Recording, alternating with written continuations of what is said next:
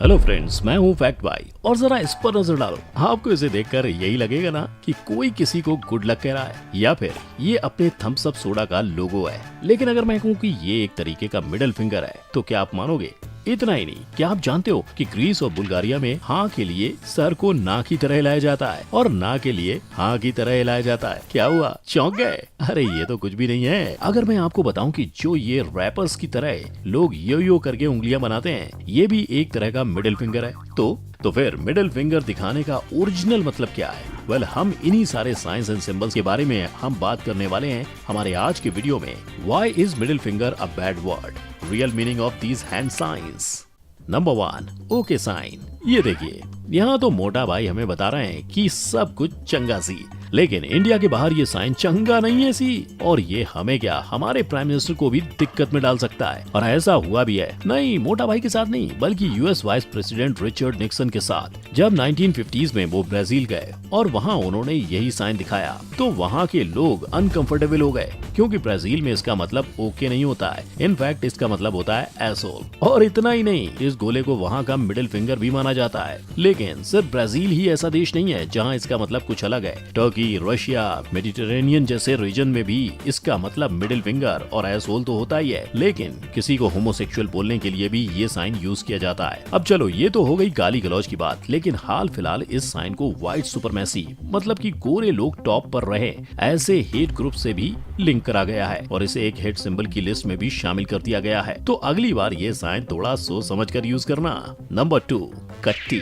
बचपन में ऐसी हरकतें काफी की होंगी। दोस्त चॉकलेट नहीं दे तो लोग झट से कट्टी हो जाते थे। हाँ, वो बात अलग है कि 5 मिनट बाद फिर से वीडियो बन जाते थे। लेकिन जहाँ इंडिया की ये बोली बचकाना कट्टी सिर्फ दोस्तियां तोड़ने के लिए यूज होती है, वहीं 16th सेंचुरी में इटली में ये दिखाने पर लोग एक दूसरे को तोड़ देते थे। और इस चीज को शेक्सपियर भैया ने अपने बाबू सोना प्ले, मतलब कि रोमियो एंड जूलियट में भी कवर किया है। इनफैक्ट उस प्ले का ओपनिंग सीन ही यही है। इस जेस्चर को बाइटिंग अ थंब कहते हैं और इस ब्रह्मांड के आधे से ज्यादा ऑफेंसिव जेस्चर्स की तरह इसका मतलब भी किसी को फूट लेने के लिए कहना होता है। लेकिन ये सुनकर ऐसा मत समझ लेना कि आज ये यूज नहीं होता। आज भी अगर आप इटली के वेनिस, वेरोना, सिसिली वगैरह जाओ तो आपको ये दिखाई दे सकता है। तो इसलिए इटली में कट्टी सोच कर ही करना।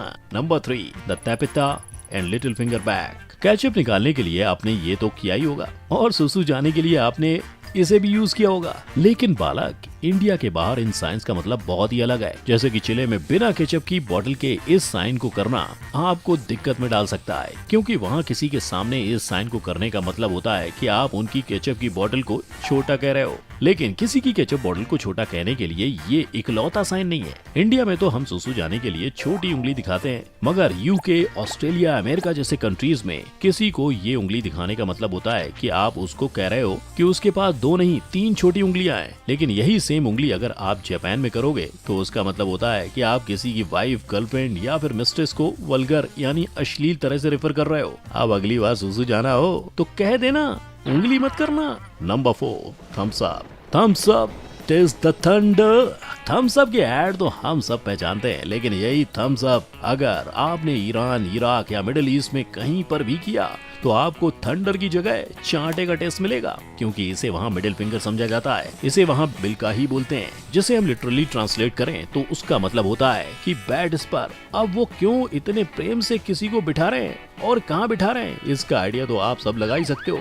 सो वहाँ अगर आपको कोई थम्स अप दिखाए तो उसे सपोर्ट मत समझना। ये गलती जब अमेरिकन ट्रूप इराक में घुस रहे थे तब उन्होंने भी की थी। उन्हें बाद में पता चला कि लोग उन्हें सपोर्ट नहीं बल्कि थम्स अप दिखाकर गालियां दे रहे थे। Number 5, rock on sign. आपने लोगों को रॉक म्यूजिक सुन के ऐसा करने की काफी आदत है, लेकिन अगर आप स्पेन, ग्रीस या इटली जैसे देशों में हो तो ये साइन मत करना, वरना म्यूजिक की जगह आपको आपकी पिटाई की आवाज सुनने को मिलेगी, क्योंकि वहाँ इस साइन को कॉर्ना कहते हैं और इसे ये बताने के लिए यूज किया जाता है कि किसी की वाइफ किसी दूसरे के साथ मियाँ बीवी खेल रही है और सारा गाँव जानता है। एंड ये 2500 साल पुराना जेस्चर इतना दर्दनाक इसलिए है क्योंकि ये दर्शाता है कैस्ट्रेटेड, यानी कि जिसके खानदानी जेवरात निकाल दिए हों उस सांड के सींगों को, क्योंकि उसके पास अब अंडे तो है नहीं, सिर्फ अंडे कुचलने वाले सींग ही हैं। कुछ उसी तरह जिस तरह एक आदमी की बीवी उस पर चीट कर रही होती है तब। और ये साइन वहाँ काफी सीरियसली लिया जाता है। इनफैक्ट जब फेब 2002 में इटली के प्राइम मिनिस्टर सिल्वियो बर्लुस्कोनी ने एक फोटो में स्पेन के फॉरेन मिनिस्टर जोसेफ पिक के पीछे ये साइन किया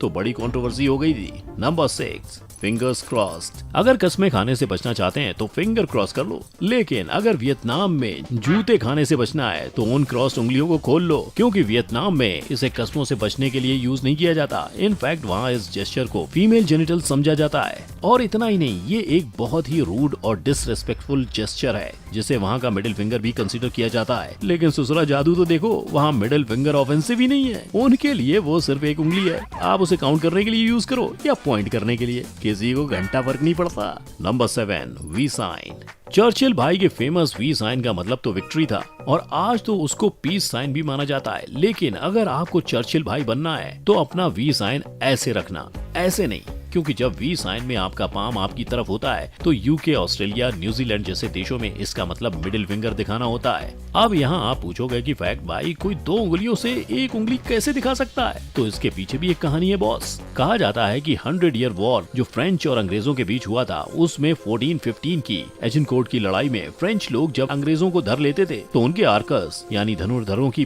पहली और दूसरी उंगलियां काट देते थे ताकि वो धनुष न चला सकें। तो जो अंग्रेज बच जाते थे वो अपनी 2 उंगलियां दिखाकर उन फ्रेंच लोगों को चिढ़ाते थे। बस तब से ही इसे घोर अनर्थ समझा जाता है और इसको लेकर ये लोग इतने सीरियस हैं कि जब 1992 में US president George H.W. Bush Australia गए थे तब गलती से उन्होंने यही उल्टा वी साइन दिखाया था और पूरा ऑस्ट्रेलिया उनसे नाराज हो गया था। Number 8, pointing to the moon. अगर चंदा मामा आपको बहुत प्यारे लग रहे हैं तो हो सकता है कि आप चांद की तरफ पॉइंट करके किसी और से भी ये खुशी शेयर करना चाहोगे। लेकिन अगर आप ताइवान में हो तो ऐसा होना पॉसिबल नहीं है बॉस। वहाँ आप चांद की तरफ बिल्कुल भी पॉइंट नहीं कर सकते हो। अब चाहे आपको बच्चों को लोरी सुनानी हो या फिर अपने बाबू के लिए चांद तोड़ कर लाना हो।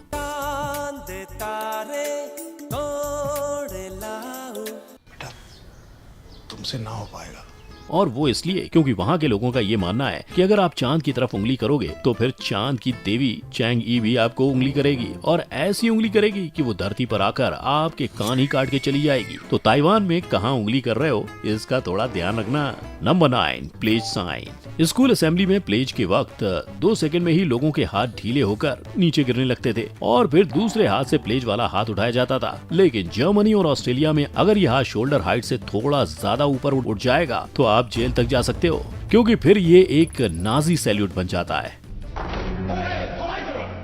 एज वी ऑल नो, इस सैल्यूट को नाजी पार्टी और हिटलर को रिस्पेक्ट देने के लिए बनाया गया था और हम सब जानते हैं कि उन्हें एक सैल्यूट की नहीं, एक उंगली की जरूरत थी। रही बात जेल जाने की, तो बॉस मैं ऐसे ही नहीं कह रहा हूँ। जर्मनी के क्रिमिनल कोड के सेक्शन 86A में लिखा है कि आपको नाजी सैल्यूट के लिए 3 साल की जेल हो सकती है। लेकिन इतना ही नहीं, ऑस्ट्रिया में तो आपको नाजी सैल्यूट के लिए 10-20 साल तक की जेल हो सकती है। इनफैक्ट किसी किसी केसेस में तो आपको पूरी लाइफ के लिए अंदर डाल देंगे। और ये लॉज अपने जर्मन भाई लोगों ने बनाए उससे पहले, जब नाजी सैल्यूट जर्मन लोगों के लिए मैंडेटरी था। तब नाजी जर्मनी के फॉरेन मिनिस्टर जोचिन वॉन रिबेनट्रॉप फरवरी 1937 में इंग्लैंड के राजा जॉर्ज 6 से मिलने गए थे और यही सैल्यूट करते वक्त उस राजा को ऐसी चपेट लगी कि वो ऑलमोस्ट बेहोश हो गए। उसके बाद तो रिबेनट्रॉप की हंसी उड़ गई थी। तो अब मजाक बनने से डर या फिर जेल जाने के डर से प्लेज के वक्त हाथ ज्यादा मत उठाना।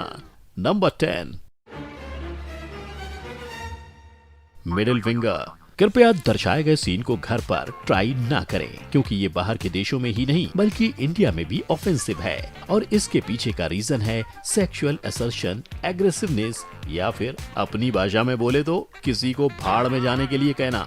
ये साइन बिल्कुल आलू की तरह है, किसी भी इंसल्ट में कभी भी यूज हो सकता है। लेकिन जैसा कि वार्निंग में बताया गया है, कृपया ट्राई ना करें। अब ये तो आप जान चुके हैं कि हर जगह उंगली नहीं करनी चाहिए, लेकिन क्या आप ये जानते हैं कि middle finger as an insult ancient Rome से यूज की जाती रही है। इनफैक्ट वो उसे डिजिटस इनफेमस, इंग्लिश में कहें तो इनफेमस डिजिट, मतलब कि बदनाम उंगली कहते थे। और इतना ही नहीं, वहाँ का एम्परर कैलिगुला लोगों से अपनी यही डिजिटस को किस करवाता था अपनी धौंस जमाने के लिए। मगर ठहरो मियां, उससे भी पहले एंशिएंट ग्रीस में एरिस्टोफेंस नामक एक प्ले राइट यानी नाटक लिखने वाले ने अपने प्ले द क्लाउड्स में सोक्रेटिस को ही मिडिल फिंगर दिखवा दी थी। तो मतलब कि उंगली करने से बहुत पुराना नाता है लोगों का। तो फ्रेंड्स, ये थे दुनिया के काफी फेमस कॉमन साइंस, जिनके काफी अनकॉमन मीनिंग है। कुछ ऑफेंसिव है तो कुछ फनी। लेकिन इसमें से आपको कौन सा सबसे ज्यादा पसंद आया, ये कमेंट में मुझे जरूर बताना। और भाई लोग, अगर वीडियो पसंद आया हो तो लाइक एंड शेयर करना मत भूलना और ऐसे ही इंटरेस्टिंग वीडियोस देखने के लिए मेरे चैनल को सब्सक्राइब जरूर करना। जय हिंद।